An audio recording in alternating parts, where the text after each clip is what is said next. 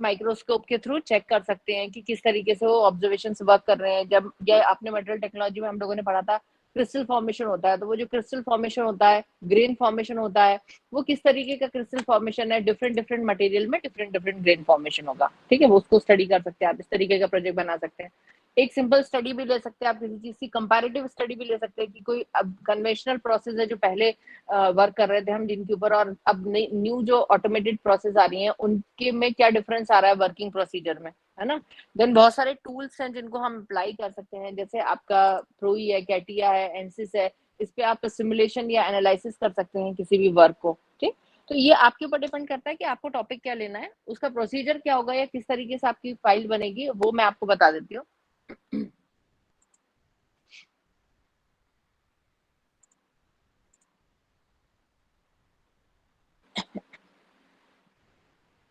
ये जो आपको फॉर्मेट दिख रहा है इसमें, this is the format and guidelines for project report, किस तरीके का आपका प्रोजेक्ट रिपोर्ट होना चाहिए, किस तरीके की गाइडलाइंस होनी चाहिए, उसकी डिटेल्स है ना।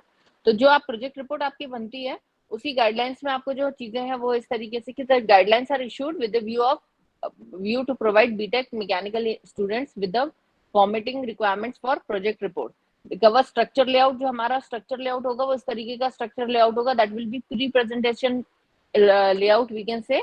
इसमें ये टॉपिक्स होते हैं रिलेटेड टॉपिक्स, जैसे आपका पहला है कवर पेज, जो आपको कवर पेज का मैं एक सैंपल दूंगी, उस तरीके का cover page you have to made, है ना। और ये मैं आपके ग्रुप पे भी शेयर कर दूंगी, ये जो रिपोर्ट मैंने बनाई है इसको मैं ग्रुप पे शेयर कर दूंगी ताकि you can take the details from the this word file, ठीक। जो हमको पॉइंट्स असेंबल करने होते हैं, सबसे पहले हमारा कवर पेज आता है, कवर पेज के बाद आता है हमारा टेबल ऑफ कंटेंट, यानी उसमें हमारे टेबल ऑफ कंटेंट में कौन कौन से टॉपिक है। टेबल ऑफ कंटेंट में होते हैं आपके इंट्रोडक्शन, लिटरेचर रिव्यू, और आपका objective, scope of the study, methodology ना, ये सब किस में आते हैं, आपके टेबल ऑफ कंटेंट में आते हैं सारी चीजें। देन एब्रिविएशंस एंड सिंबल्स, यानी कि जैसे for example you have written BC, what is BC, BC is clearance volume, BS is swept volume, तो ये क्या है, एब्रिविएशंस एंड सिंबल्स है ना। ये है तो एक्टिवेशन एनर्जी है, तो ये इस तरीके से इसको क्या करना है हमको, सिंबल्स को, एब्रिविएशंस को और सिंबल्स को उसको डिनोट करना है, ठीक, in the form of table only, ठीक। देन लिस्ट ऑफ फिगर्स, कौन कौन से फिगर्स आपने लिस्ट आउट किए हैं, कौन कौन से नंबर्स हैं जो आपने उसको लिस्ट आउट किए हैं, वो आप उसमें लिस्ट ऑफ फिगर्स विद उनके फिगर नंबर, उन सबको आपको देना है, ठीक। इसमें आपका कैप्शन और पेज नंबर ये डिटेल्स आएंगी, और किस तरीके का टेबल बनेगा वो भी मैं आपको अभी बताऊंगा नीचे। तो ये केवल कंटेंट्स हैं जिन कंटेंट्स के ऊपर आपको वर्क करना है। तो firstly you have to work on review of literature, ये एक ऐसा टॉपिक है जिसके ऊपर आपको सबसे पहले वर्क करना स्टार्ट करना है, ठीक। रिव्यू ऑफ लिटरेचर का मतलब होता है कि जो भी आप टॉपिक सिलेक्ट करते हैं, जैसे अगर आपने फॉर एग्जाम्पल आपने मटेरियल टेक्नोलॉजी से रिलेटेड, आपने जो ग्रेन स्ट्रक्चर से रिलेटेड कोई टॉपिक चूज किया, तो first you have to think that idea and you have to search about it कि आज से 3 साल 4 साल पहले क्या वर्क उसके ऊपर हुआ है, ठीक है। तो वो वर्क आपको कहाँ से मिलेगा, रिव्यू ऑफ लिटरेचर से मिलेगा, ठीक। रिव्यू ऑफ लिटरेचर का मतलब हुआ कि आप डिफरेंट जर्नल्स की वेबसाइट के ऊपर जाके, डिफरेंट जर्नल्स की इसके ऊपर जाके आप वहां से पेपर्स जो है वो कर सकते हैं कि कौन कौन से पेपर्स जो है वो आज तक पब्लिश हुए हैं जो आप टॉपिक सोच रहे हैं उससे रिलेटेड, ठीक। अब जो आप सोच रहे हैं उसका एग्जैक्ट पेपर तो हमको नहीं मिलेगा, लेकिन उससे रिलेटेड पेपर हमको मिल सकते हैं, या उससे रिलेटेड हमको चीजें मिल सकती हैं जिनको हम फर्दर स्टडी करके उसके अंदर से हम गैप फाइंड आउट कर सकते हैं कि which gap you have to study and on which topic you have to proceed, किसके ऊपर आपको आगे काम करना है, ठीक है। तो इसमें जो आपका रिव्यू ऑफ लिटरेचर, इसके ऊपर सबसे पहले आपको काम करना शुरू करना है, और इसमें कम से कम आपको 10 से 15 पेपर्स ऐसे कलेक्ट करने जो कि रेलेवेंट टू योर टॉपिक है ना। तो हम इधर कह सकते हैं कि it will be 20 papers relevant to your topic,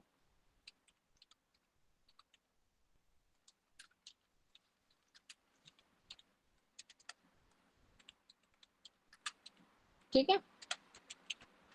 तो ये जो 20 पेपर्स आपको relevant to your topic collect करने हैं, ये आपको कलेक्ट करना है, और इसके थ्रू आपको स्टडी करना है कि हमें किस टॉपिक के ऊपर काम करना है, हमको किस तरीके का काम आगे बढ़ाना है, ठीक है। तो जब आप पेपर कलेक्ट करेंगे, जो भी आपका आइडिया है उससे रिलेटेड आप पेपर कलेक्ट करेंगे, तभी आपको पता चलेगा कि हमको काम क्या करना है। जब आप पेपर को पढ़ेंगे तो आपको पता चलेगा कि इसमें क्या गैप निकल के आ रहा है जिसके ऊपर हमको वर्क करना है। अब अगर आपने पहले से सिलेक्ट कर लिया कि आपका क्या टॉपिक है, तो उससे रिलेवेंट आप पेपर कलेक्ट कर सकते हैं, ठीक। तो इस तरीके से आपको कम से कम 20 पेपर, 20-25 पेपर आपको सिलेक्ट करने हैं, 25 कर देते हैं, ताकि इसमें से कुछ रेलिवेंट होते हैं, कुछ इररेलेवेंट होते हैं, तो ये देखना पड़ता है कि कौन से हमारे टॉपिक के अकॉर्डिंगली है, ठीक।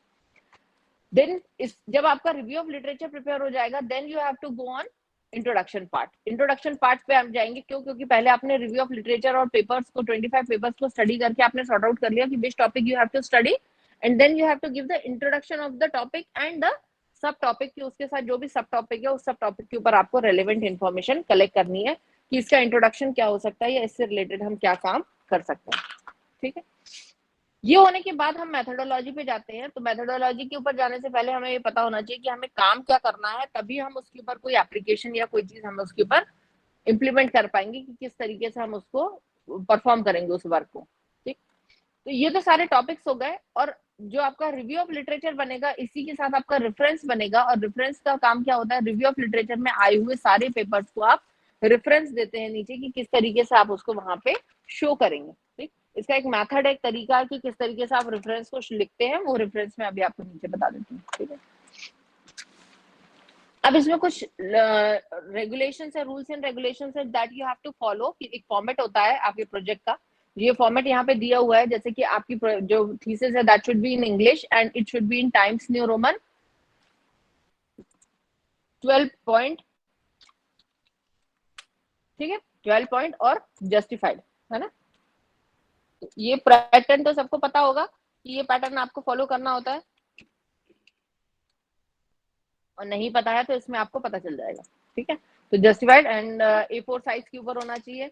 देन हेडिंग जो है वो 14 पॉइंट्स बोल्ड में आती है और सब हेडिंग 12 पॉइंट्स नॉर्मल में आती है।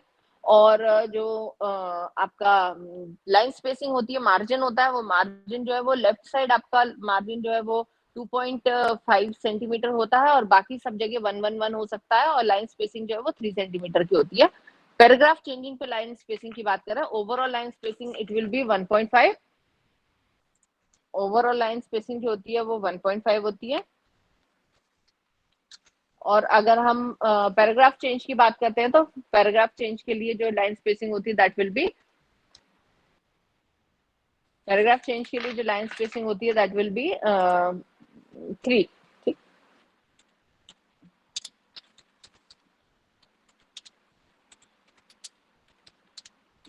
Paragraph change.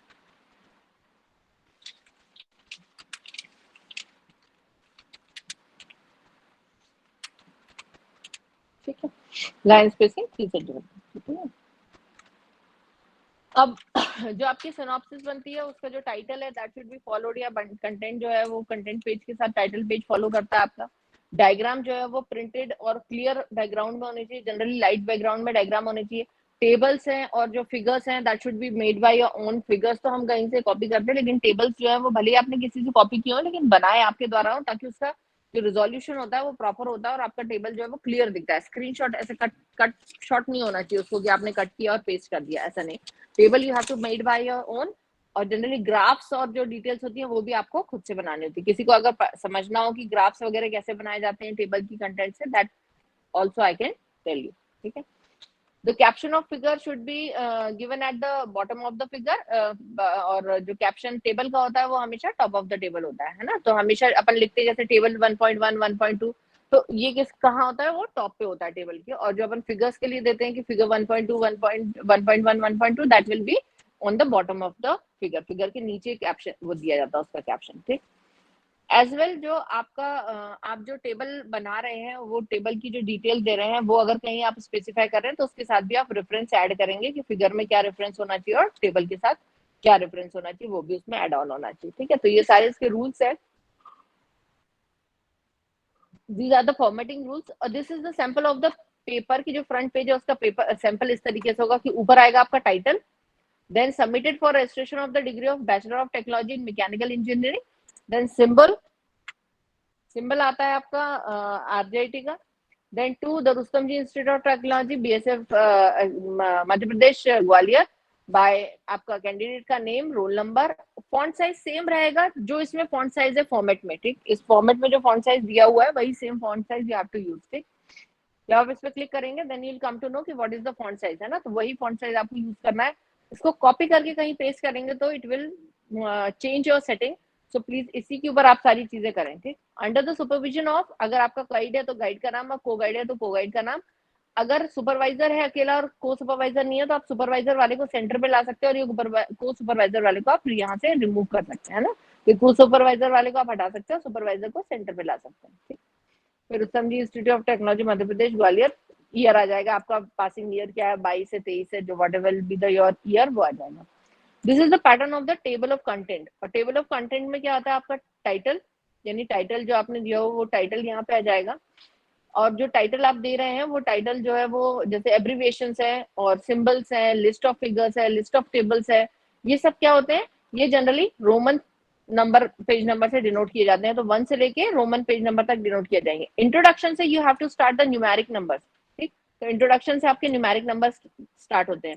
आप चाहें तो एक ही उसमें फाइल में पूरा बना सकते हैं, या आप front page abbreviation symbols list of figures list of table को एक दूसरे वर्ड फाइल में बना सकते हैं, और बाकी इंट्रोडक्शन से आप अदर एक दूसरी वर्ड फाइल भी ले सकते हैं। ठीक है, जब भी आप प्रिंट निकालें इस बात का बिल्कुल ध्यान रखिएगा कि आप उसको पीडीएफ फॉर्मेट में कन्वर्ट करके then only you take the print, otherwise the setting will be totally change. कई बार सेटिंग पूरी चेंज हो जाती है।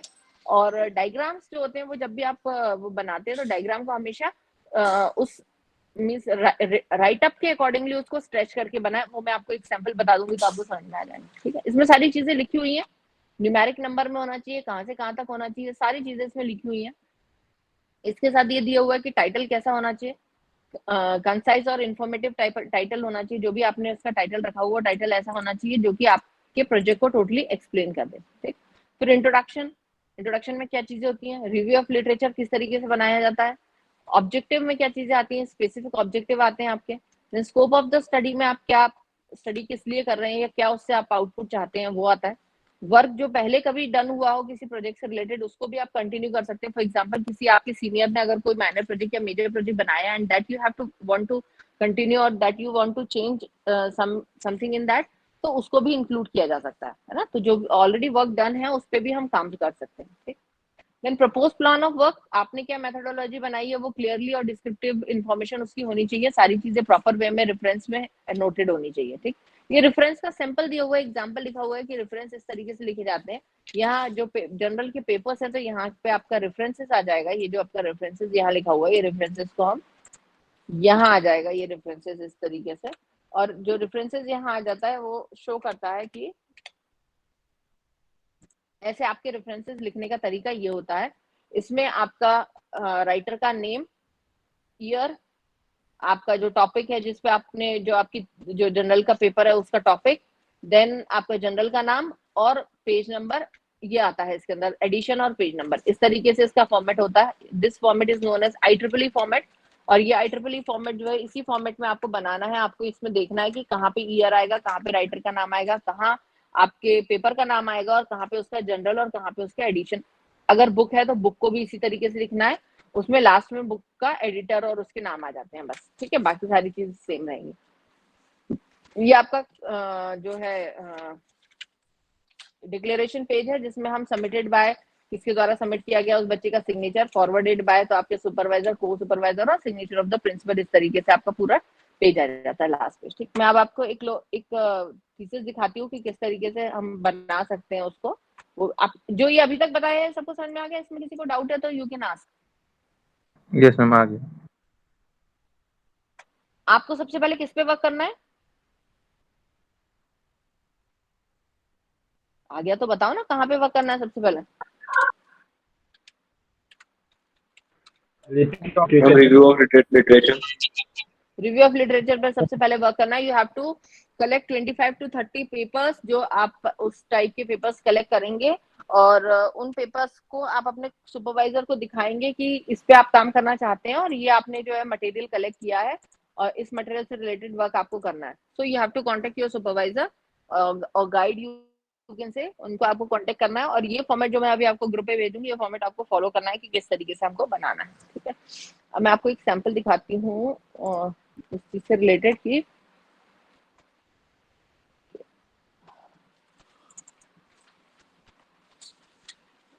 कि आपकी थीसिस किस तरीके से की होनी चाहिए, है ना।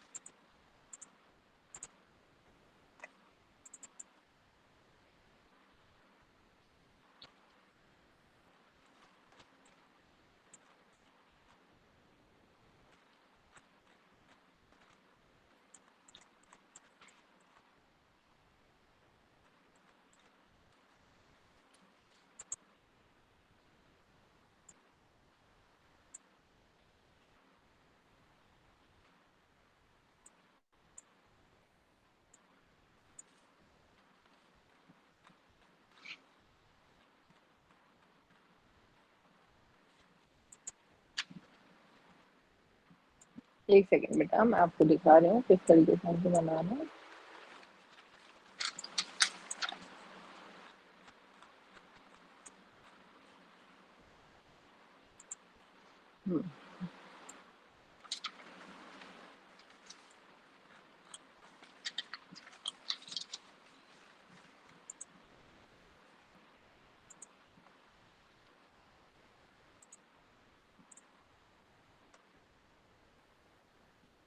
ये देखिए आपको वर्क दिख रहा होगा, ये इस तरीके से जैसे इसमें डाला हुआ है टेबल ऑफ कंटेंट, ठीक है।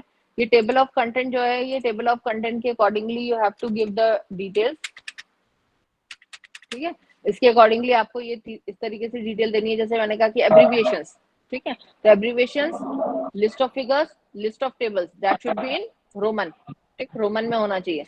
और इंट्रोडक्शन से जो हमारा लिटरेचर रिव्यू, कंक्लूजन, ये सब जो भी हमारा स्कोप ऑफ द वर्क, वो सब जो हमने लिस्ट दी है टोटल, इसमें नहीं, जो टोटल लिस्ट दी है वो सारी लिस्ट आपको यहाँ अटैच करनी है, ठीक है।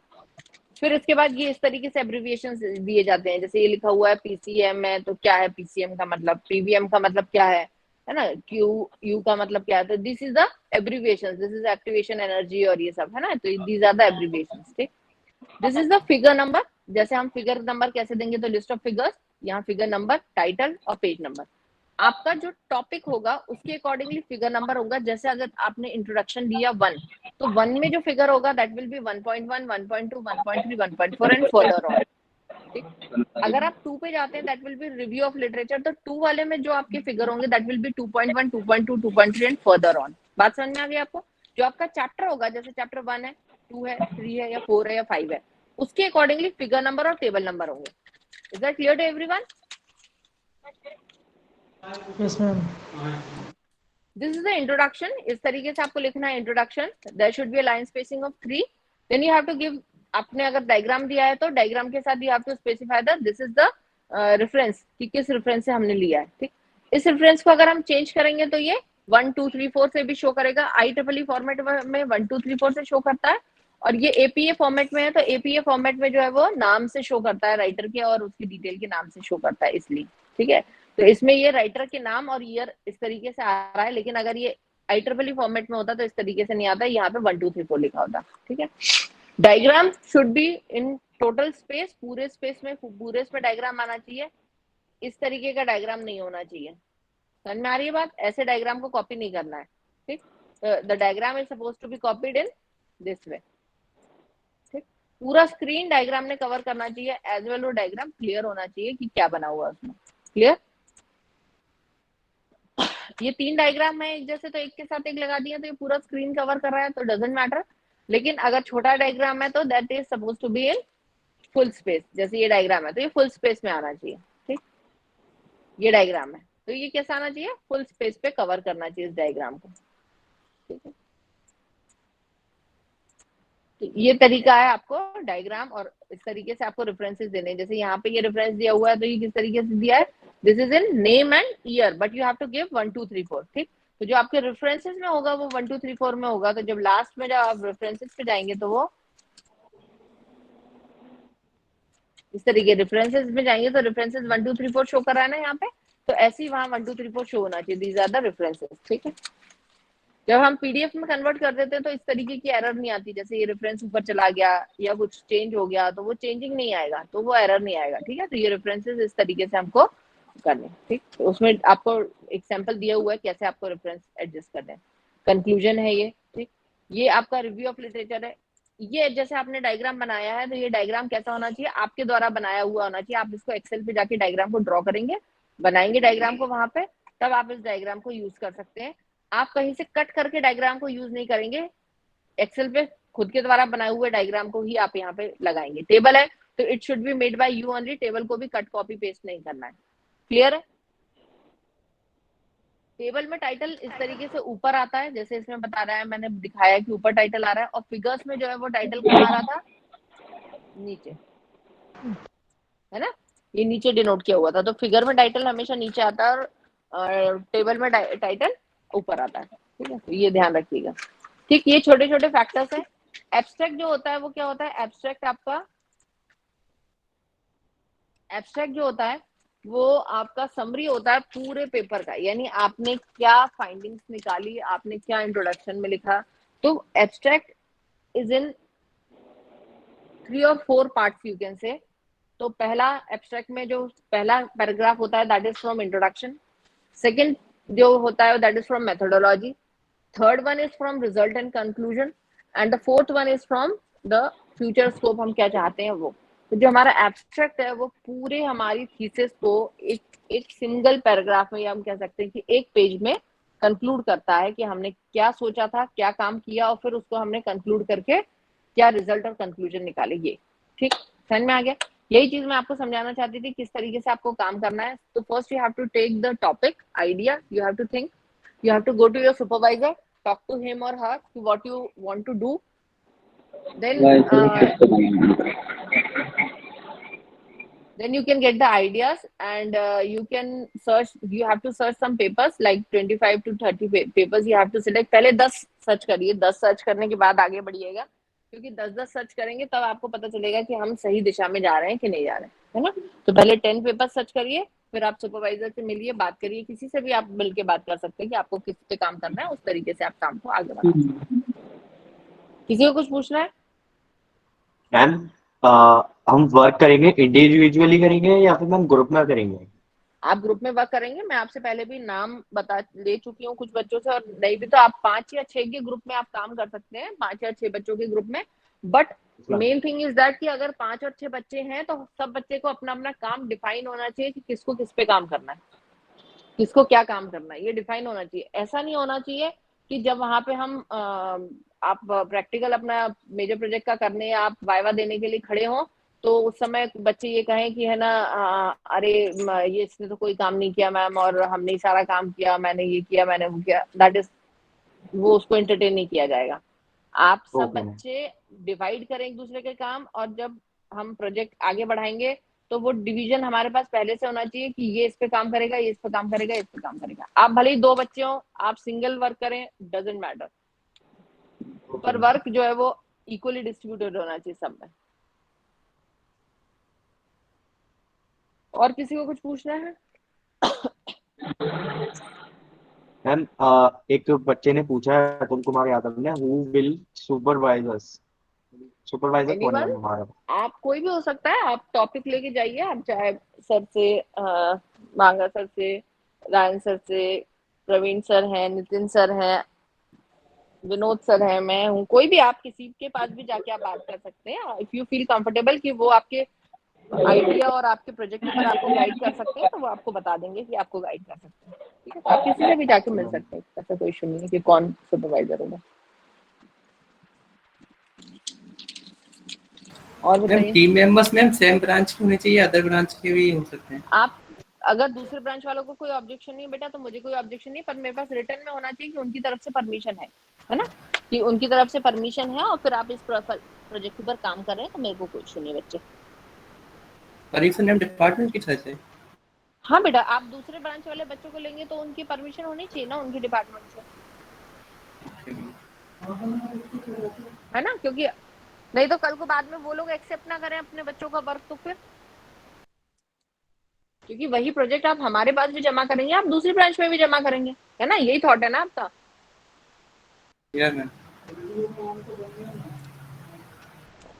तो मेरी तरफ से कोई ऑब्जेक्शन नहीं है, दूसरे डिपार्टमेंट की तरफ से कोई ऑब्जेक्शन नहीं होना चाहिए बस। और बताइए मैम, सबमिट कब तक करना है प्रोजेक्ट? सबमिट आपको प्रोजेक्ट जितना आप जल्दी से जल्दी काम करना शुरू करें उतना बेहतर है, क्योंकि आप भी जानते हैं कि एग्जाम की डेट आ जाएगी, फिर उसके बाद आपके पास प्रैक्टिकल आ जाएंगे, तो फिर आपके पास टाइम नहीं बचेगा। मैम नवंबर से पहले सबमिट करना है आई थिंक। हाँ, मेरे ख्याल से दिसंबर में एग्जाम होंगे, नवंबर दिसंबर, तो आप तब तक सबमिट कर दें तो बेहतर है। काम तो शुरू करें बच्चे पहले। ओके। और कुछ? मैम अगर एक ग्रुप में 4 बच्चे हैं, चारों के पास अलग अलग फाइल होगी या एक फाइल भी काम चलेगी? आप अपनी अलग अलग फाइल रखें तो ज्यादा बेहतर होता है बेटा, क्यों? क्योंकि आपको ही वो इन फ्यूचर काम आएगी फाइल।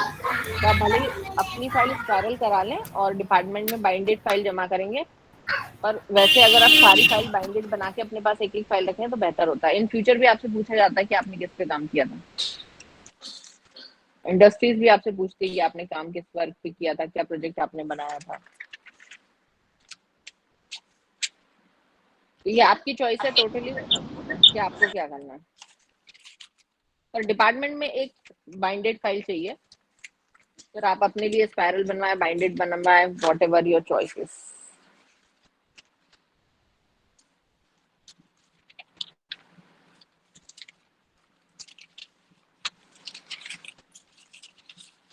और किसी को कुछ पूछना है?